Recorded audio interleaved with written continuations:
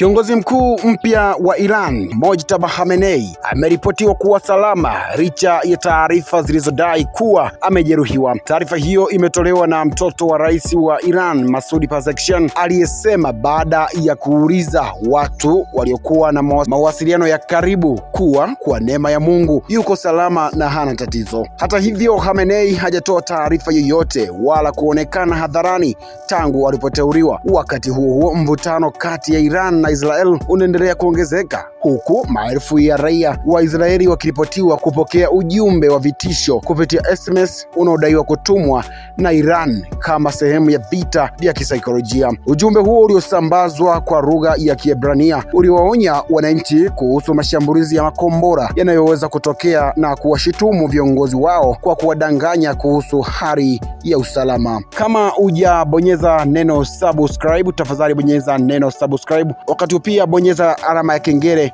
ili uwe wa kwanza kupata taarifa zetu pindi tunapozipandisha. Mimi ni Friday Mongobare na hii ni Baharia TV.